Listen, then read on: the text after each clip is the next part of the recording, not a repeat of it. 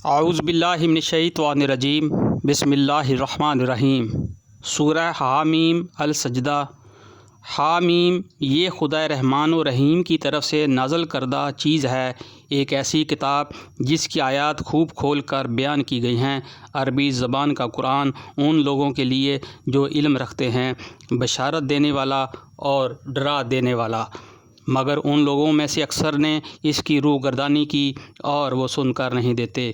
کہتے ہیں جس چیز کی طرف تو ہمیں بلا رہا ہے اس کے لیے ہمارے دلوں پر غلاف چڑھے ہوئے ہیں، ہمارے کان بہرے ہو گئے ہیں اور ہمارے اور تیرے درمیان ایک حجاب حائل ہو گیا ہے۔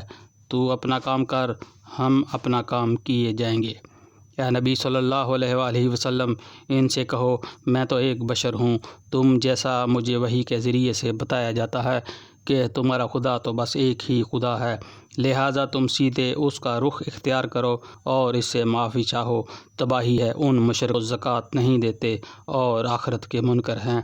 رہے وہ لوگ جنہوں نے مان لیا اور نیک اعمال کیے، ان کے لیے یقیناً ایسا اجر ہے جس کا سلسلہ کبھی ٹوٹنے والا نہیں ہے۔ اے نبی صلی اللہ علیہ وآلہ وسلم، ان سے کہو کیا تم اس خدا سے کفر کرتے ہو اور دوسروں کو اس کا ہمسر ٹھہراتے ہو جس نے زمین کو 2 دنوں میں بنایا؟ وہی تو سارے جہان والوں کا رب ہے۔ اس نے زمین کو وجود میں لانے کے بعد اوپر سے اس پر پہاڑ جما دیے اور اس میں برکتیں رکھ دیں، اور اس کے اندر سب مانگنے والوں کے لیے ہر ایک کی طلب و حاجت کے مطابق ٹھیک اندازے سے خوراک کا سامان مہیا کر دیا۔ یہ سب کام 4 دن میں ہو گئے۔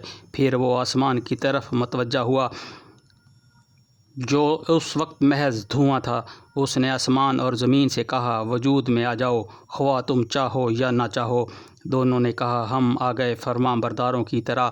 تب اس نے 2 دن کے اندر 7 آسمان بنا دیے اور ہر آسمان میں اس کا قانون وحی کر دیا، اور آسمان دنیا کو ہم نے چراغوں سے آراستہ کیا اور اسے خوب محفوظ کر دیا۔ یہ سب کچھ ایک زبردست علیم ہستی کا منصوبہ ہے۔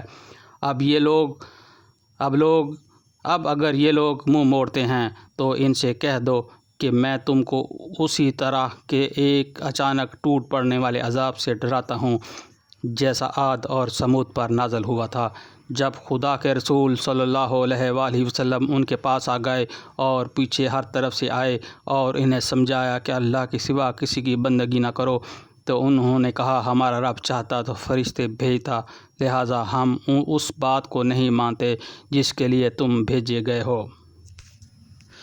عاد کا حال یہ تھا کہ وہ زمین میں کسی حق کے بغیر بڑے بن بیٹھے اور کہنے لگے کون ہے ہم سے زیادہ زور آور؟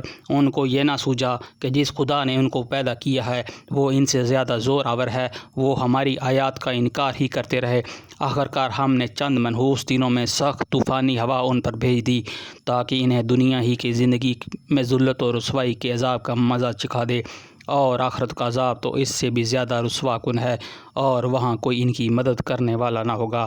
رہے ثمود، تو ان کے سامنے ہم نے راہ راست پیش کی، مگر انہوں نے راستہ دیکھنے کی بجائے اندھا پنا رہنا ہی پسند کیا۔ اگر ان کے کی بدولت ذلت کا عذاب ان پر ٹوٹ پڑا، اور ہم نے ان لوگوں کو بچا لیا جو ایمان لائے تھے اور گمراہی و بد عملی سے پرہیز کرتے تھے۔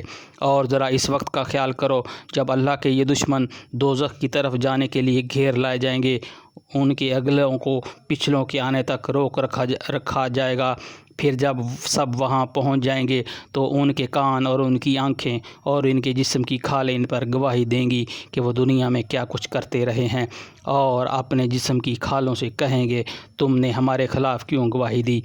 وہ جواب دیں گی ہمیں اسی خدا نے گویائی دی ہے جس نے ہر چیز کو گویا کر دیا ہے، اسی نے تم کو پہلی مرتبہ پیدا کیا تھا اور اب اسی کی طرف تم واپس لائے جا رہے ہو۔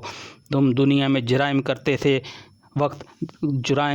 وقت جب چھپتے تھے تو تمہیں یہ خیال نہ تھا کہ کبھی تمہارے اپنے کان اور تمہاری آنکھیں اور تمہارے جسم کی کھالیں تم پر گواہی دیں گی، بلکہ تم نے تو یہ سمجھا تھا کہ تمہارے بہت سے اعمال کی اللہ کو بھی خبر نہیں ہے۔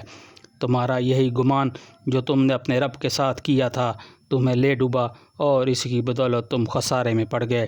اس حالت میں وہ صبر کریں یا نہ کریں، آگ ہی ان کا ٹھکانہ ہوگی، اور اگر رجوع کا موقع چاہیں گے تو کوئی موقع انہیں نہیں دیا جائے گا۔ ہم نے ان پر ایسے ساتھی مسلط کر دیے تھے جو انہیں آگے اور پیچھے ہر چیز خوشنما بنا کر دکھاتے تھے۔ آخرکار ان پر بھی وہی فیصلہ عذاب چشمہ ہو کر رہا جو ان سے پہلے گزرے ہوئے جنوں اور انسانوں کے گروہوں پر چشمہ ہو چکا تھا۔ یقیناً وہ خسارے میں رہ جانے والے تھے۔ صدق اللہ العظیم۔